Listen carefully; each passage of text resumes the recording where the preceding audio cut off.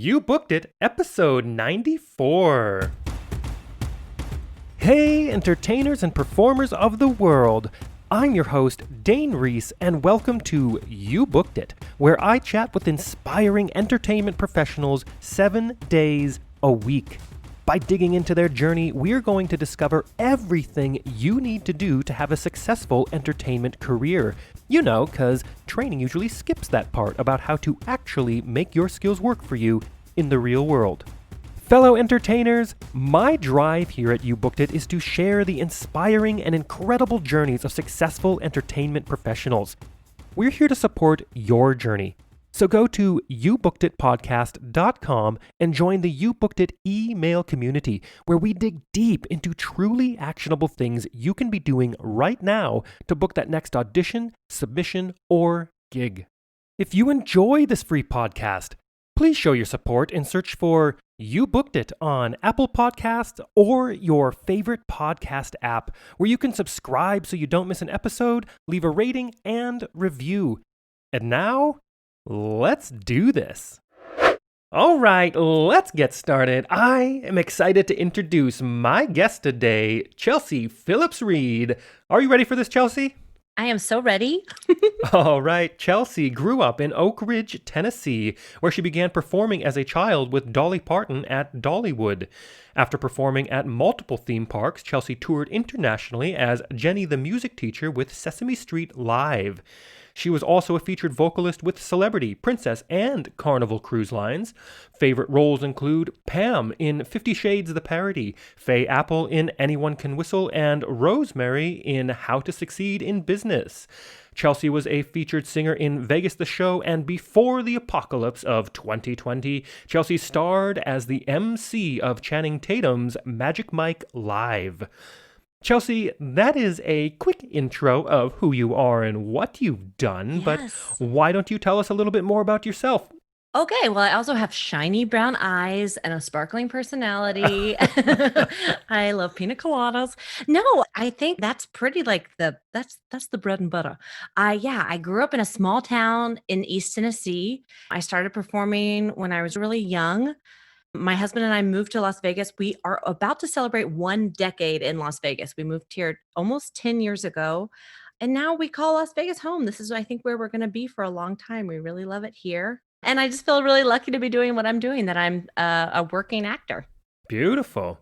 Let's move on to this section here. And Chelsea, look, I am a sucker for a good quote.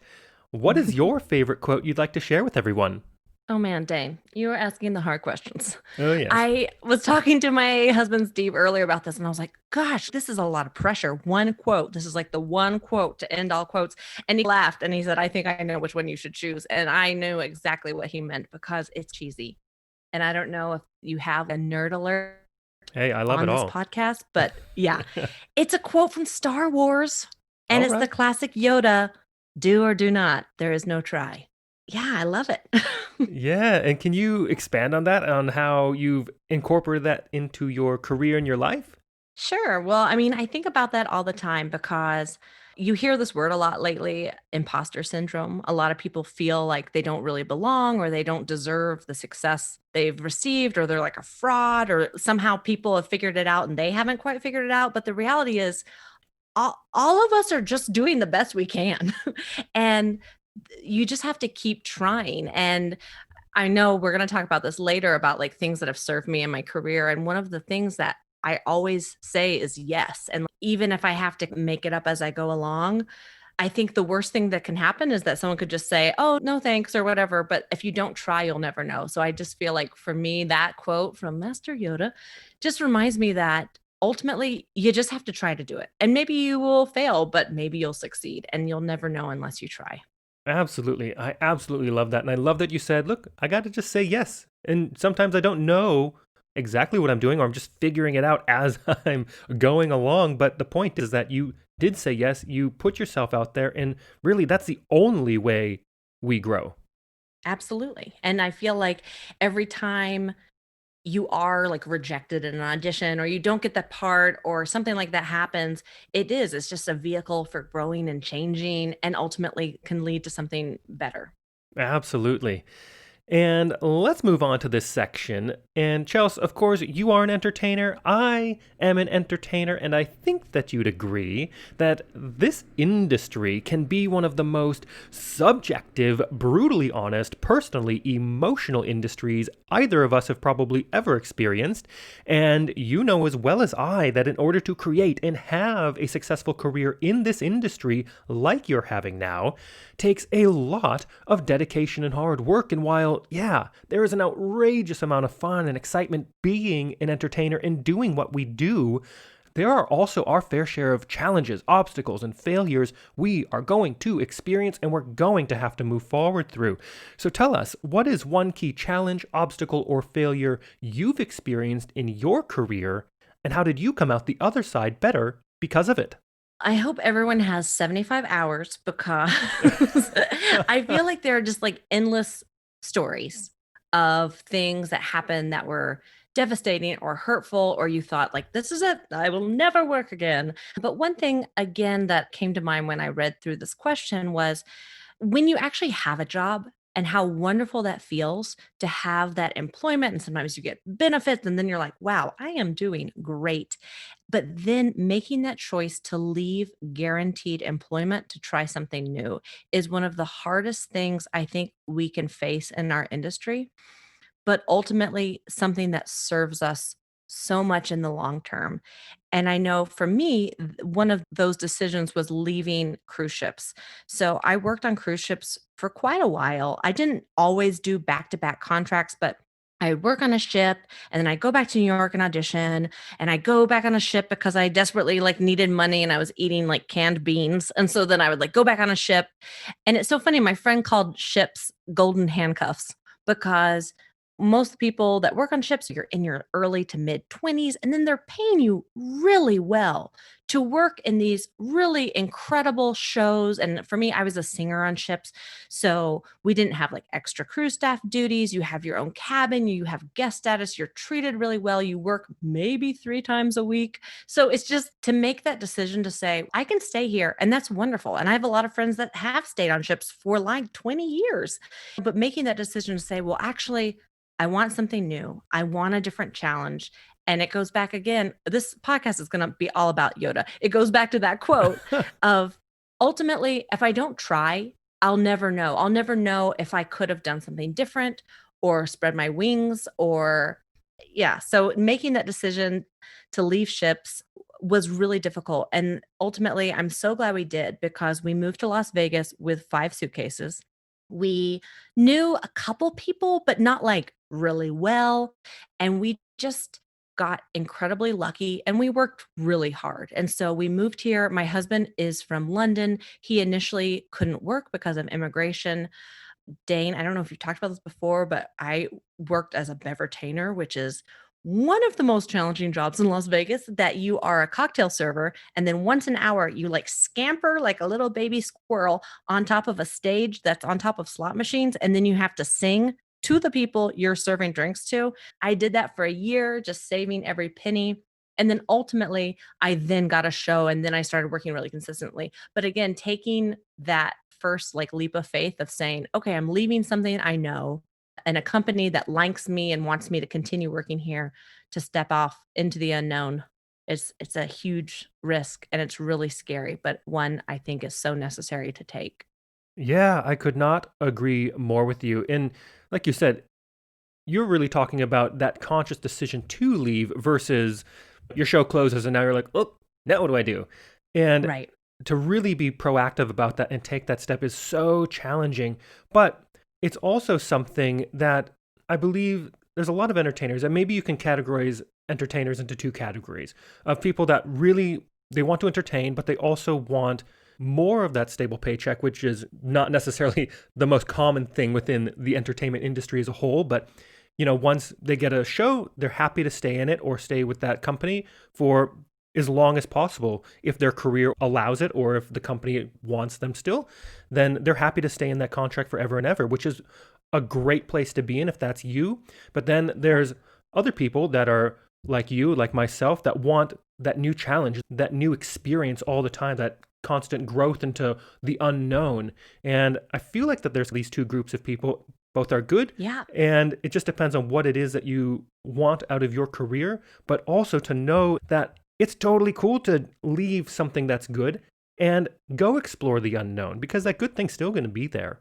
Right. And if you really need to Absolutely. go back, you need to call your contacts again. If you were a good performer for them, worked well for them, and they like you, chances are they're going to have you back. But go see what the world has to offer you.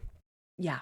And again, it's like the worst case scenario is that maybe you find out you don't like your new job or it's not a good fit for you. And then again, like you said, you always have the option if you're a great employee to go back or to say, you know what, this is not for me.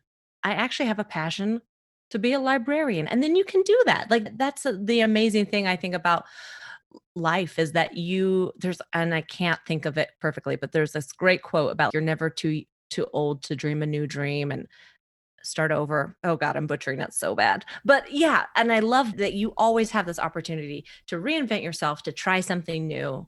And I think that's important to remember. Yeah, absolutely. And I think that quote was from Yoda. Was it? I don't know. No. Oh, all I was right. like, wait a Hold on. second. All right. Yoda. Well, let's move on to a time that I like to call your spotlight moment. That Ooh. one moment in time you realized, yes, I am going to be an entertainer for a living, or maybe it was, yes, this is what I need to be doing as an entertainer. Tell us about that. Oh man.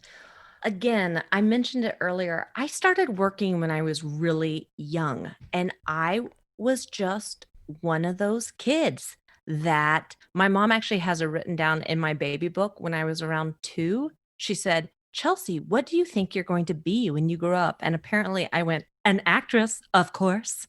I just I don't really believe in like destiny and predetermination, but there was something in me from early childhood that I love to entertain.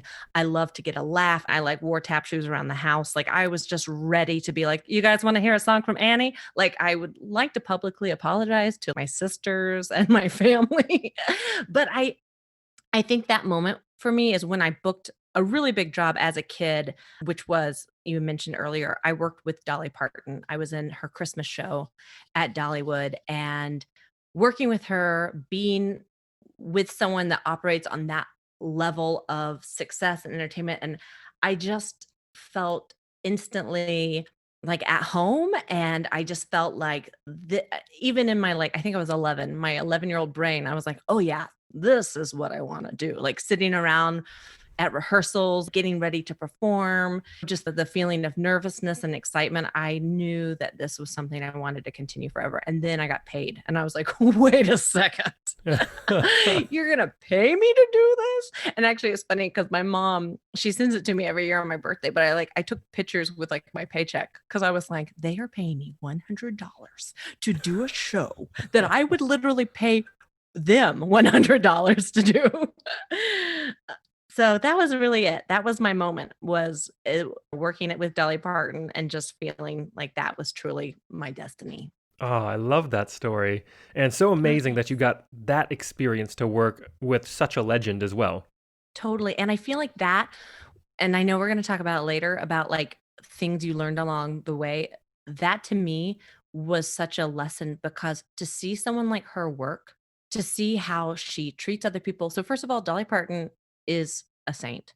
She is so kind. She is so funny. She's professional. She's on time. She knows her stuff, but at the same time is so full of joy and knows everybody's name and greets you and makes you feel at ease. And I think I've always tried to learn by example. And when I see someone like that operate, I think, oh, that's how I want to be. Like, that's how I want to make people feel. And that's how I want to operate within this industry. Yeah. And let's piggyback on that question real quick and talk about your number one booked it moment. Walk us through that day, the auditions and callbacks, if they happen to be a part of it. What was going on in your life? And what about that moment makes it your favorite booked it moment? All right. I'm going to tell the story, boys and girls, of how I booked Magic Mike Live. Because it really is one of my favorite things because it kind of just came out of the blue sky and it just was magical. And so I was working in Vegas the show. And again, I'd been there for a long time. I'd left and come back. I knew I wanted something else, but I didn't know what it was. And I had been wanting to do comedy for a lot longer than I like really had like even acknowledged myself because I worked as a singer primarily and done musical theaters. But I always thought like I really want to do stand up. I really want to do comedy. And I remember like getting notes on cruise ships where they're like, "Oh no, stop! This is not supposed to be funny." Because I'm like, come on, be like, "Tall and tan," and like trying to make songs funny because I was like, "Yeah, this is a funny song." So I remember seeing the casting notice, and it was funny all of it is very like the hands of fate because I remember seeing the casting notice and it didn't say anything about a female MC. It was just for the guys. And I guess I was just bored, but I was like, oh, I'm going to click on it and read like what they're looking for because I'm intrigued by it. So I clicked on it and then I scrolled all the way down. And at the very end, like you couldn't see it unless you had clicked on it on Vegas auditions. It said, we're also casting a female comedian, and then it like listed all these comedians that they were using as examples, and they were like basically this woman is going to operate as like a big sister to the audience. This is someone that people need to relate to, that she's going to guide us like a sherpa on this journey of self-discovery throughout Magic Mike Live. And I remember reading that and being like, comedian, I'm a comedian. It just was one of those things where it's like, had I ever worked as a comedian? Anew. But I was like, I'm just gonna do it. I'm just gonna say, yeah, I'm like, my dogs think I'm hilarious around the house. So I'm gonna just prove it to Channing. So I got an audition appointment and they had us write like a 5-minute comedy set about what women want, what is women's experience when they go to strip clubs or male review shows. And so I wrote out this comedy set. I performed it for my husband and my dogs, literally at my house, and everyone loved it. The Chihuahuas were like, yes, you are funny. And so I remember I went down to Backstage Studios here in Vegas and I felt so nervous that I was like vibrating, where I was like, I am so like, I don't know what I'm doing here. This is my first audition that I didn't have to sing. So I felt really weird. And then I got down there, I saw a really good friend of mine, Sarah Lowe, and she was chatting to me and I was like, "Oh, I feel really nervous." But then I was like, "But you know what? I'm not gonna get this job." Like I kept saying, I was like, "I'm not gonna get this." And then she's like, "I don't know, maybe you will." And then we went to the bathroom and I was like, "Oh, I just read this article that you're supposed to do power poses before a big performance or presentation. If you stand with your hands on your hips, it makes you feel powerful. Everyone do this at home unless you're driving. And then you'll like have a lot of like, ooh, like chutzpah to do a great job." So we stood in the bathroom and we like did power poses, and then it was my turn to go. And I went in, and immediately as soon as I walked in, our production staff is the most kind, loving, warm group of people on the planet. So they were just so nice and so welcoming. And I remember thinking, like, oh no, is this a cult? This seems like they're like gonna get me to drink Kool-Aid. They just were so lovely and they're like, hi. And I remember at once just feeling like really peaceful. And then we talked for a long time and I just was unapologetically myself. And I feel like that is like a journey I've definitely been on as a performer, of just figuring out that like myself is my best version because no one else is quite like me. And so I wasn't trying to be like, oh, I'm a sexy singer or I'm a blah, blah, blah. I just was like, oh, I'm Chelsea and I'm going to be weird and awkward. And they were like, we love it. And I was like, wow, that's never happened before. So I had a really fun audition. I talked to them for a long time. So it was in front of some of our producers and then our 3 choreographers, who are Allison Falk, Teresa Espinoza, and Luke Brodlick, who are like huge heavy hitters in the dance industry. I did my audition and I remember I left and I was like, that was so fun, but I am not going to get that job. And then I walked out and Sarah was like, you're going to get this job. They were really laughing. And I was like, oh, I know. And so I went home, and at the time I was like really auditioning for another show in town and had 6 callbacks. So in my mind, I was like, oh, I'm getting this other job. Like I just knew I was going to get this other job. And so then I got a call, and it was from New York. which is always a good sign. Like when I see that area code, I'm like, hello. And so the casting director called me from New York and they were like, Mr. Channing Tatum. And I remember she said Mr. and I thought it was funny. She was like, Mr. Channing Tatum has some questions for you. And I was like, for me? And she was like, he has some questions for you. And he just wants you to record yourself, answer these questions, and send it back to us. And she was like, oh, yeah, and we need it tomorrow. So I was like, oh my God. And I am like Amish. I am not great with technology. So immediately I'm like, oh my God, we need a video camera. And so like my sweet husband, Steve, ran out to Best Buy. We bought a video camera. I like really harassed him and like made him be like 5, 4, 3, 2, and like point to me to do this video. So again, I had that moment where I was like, oh, I'm just going to do myself. I'm not going to try to be professional. Well, I'm always trying to be professional, but I'm not going to try to be like, hello, so I sat on my couch and I said, hi, Channing Tatum. I'm Chelsea Phillips-Reid, and I'm sitting on my couch talking to you about women and sexuality. Because that was like the questions that were about. So I answered my questions. And I remember I sent it off and I was like, oh, I'm not going to get that. Like, I just kept thinking like, oh, this is so funny, but I'm not going to get it. And then a week passed and I didn't hear anything. And I was like, oh yeah, I'm not going to get it. And then they called me again from New York. It was the same casting company, but it was a different casting director. And so he was like, hey, Channing is so excited to meet you. So already I'm like mouth breathing because I'm like, what? So I was just like, and they're like, he said, Channing is so excited to meet you. And he is going to fly you to LA on Friday for your like final callback. And I remember thinking, like, oh, he didn't even like ask, like, can you go? He was like, you are flying to LA. And I was like, yes. You're right. And I couldn't say anything, but as he was like, yeah, Channing can't wait to meet you, I went, oh my. And then the casting director goes, I know. So I think everyone was just kind of like, oh, and again, where it was just like, I can't believe this is happening. I can't believe this is real. And I can't believe that I get to do this and how fun this is. And again, it's like, this was my first audition as a comedian. So all of it felt like, oh my God, wait till they find out I'm not a comedian.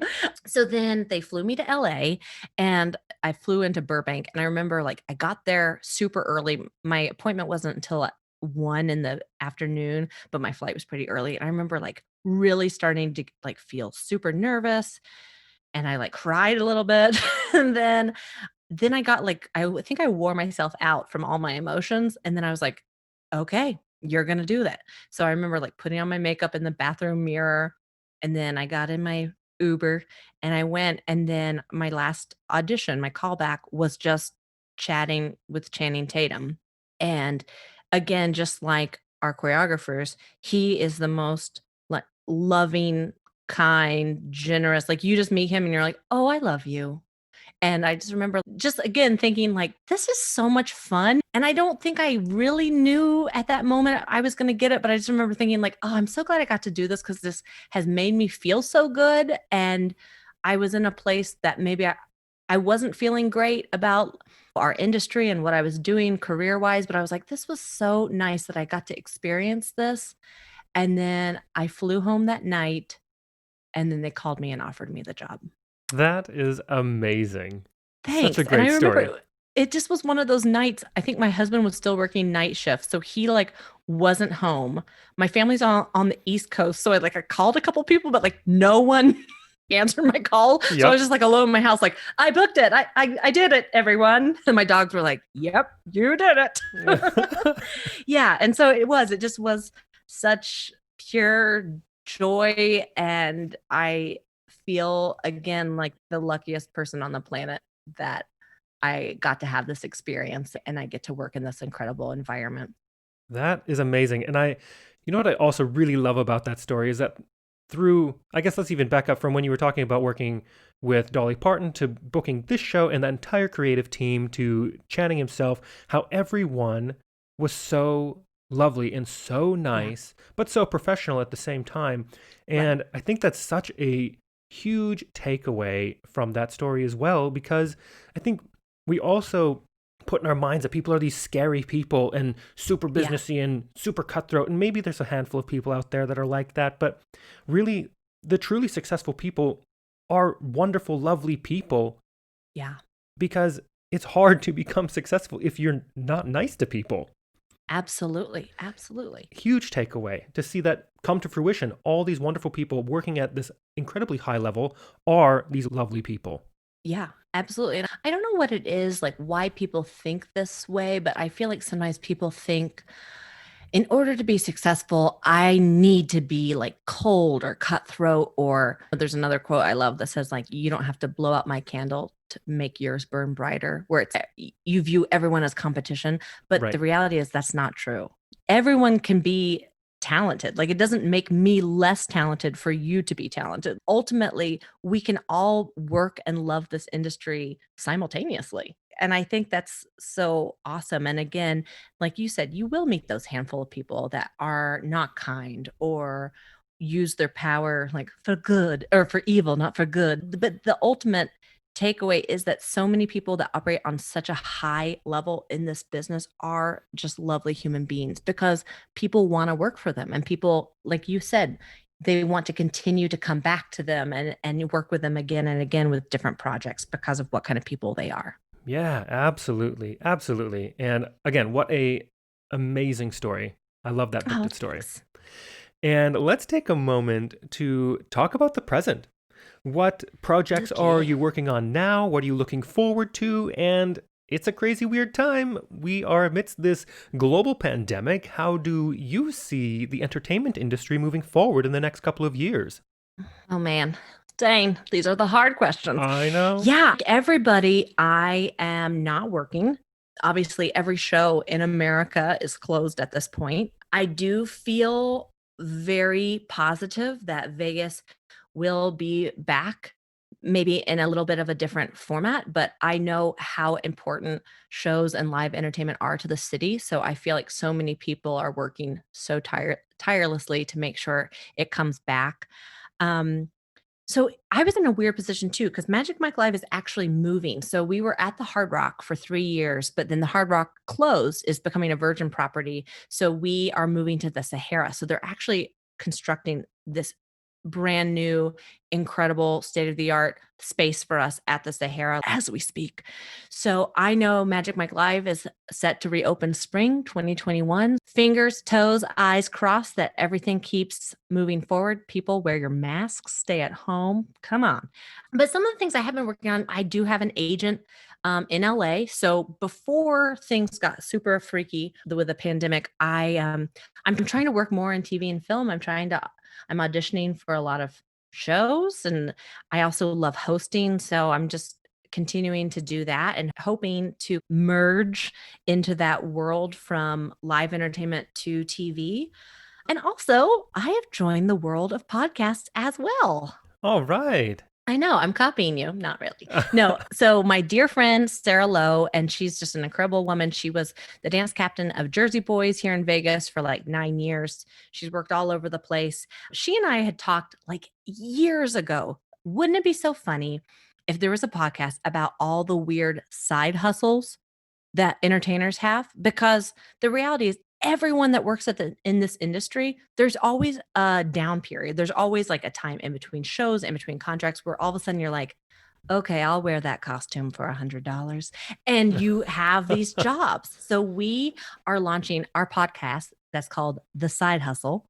It's TBD. We're just starting to like record some episodes and get them edited and set now. So stay tuned, because Dane, we'd also love to have you on. So we're just Love to talking be to all there. kinds of your like favorite artists and actors and writers and musicians about all the wonderful, weird, wacky side hustles they've had over the years. I love that concept. I've done some strange things. Everyone has done like a flash mob where they've changed the words to a song and you're like, oh, it's not YMCA, it's CRTV. What? Yeah. Sure. Love corporate performances. Yeah, really, that's what I've been doing right now is just getting ready to launch that podcast and just quarantine. It's a trip. Sure is. Absolutely. I feel like I am that meme that's one day you're cleaning the baseboards with a Q-tip, the next day you're crying at 10:30 a.m. and sipping tequila. I'm like, oh yeah, there's not a lot of in between. Love it. And it is time to move on to one of my favorite sections in the interview. I call it the Grease Lightning Round. I am going to ask you a handful of questions. I want you to answer them as quickly and concisely as possible, one after another. Are you ready? I'm ready, Dane. Let's do it. Okay, first question. What was the one thing holding you back from committing to a career as an entertainer? I'm a type A personality. Like I like planning, I like knowing what's next. So that was a big thing for me, really jumping into this career is not having that steady paycheck and not having that steady job. Yeah. And the second question. What is the best piece of advice you have ever received? Say yes, to be open and make it up as you go along. Yes. Third question. What is something that is working for you right now? Or, if you'd like to go pre COVID, what was working for you before our industry went on pause? I think something that was working for me before our industry went on pause is that there are things that are more important than talent. And ultimately, I know other guests have talked about this, but you don't be a jerk. Like to be on time, to show up, to do your homework, to be pleasant, to be around, to have that kind of reputation in town that they're like, oh, yeah, she is a delight. Like she is someone that's like easy to work with, fun to be around. And I think that sometimes outweighs like, you could be the most talented person in the whole world, but if you're really awful to work with, ultimately you're not going to be successful long term. Absolutely.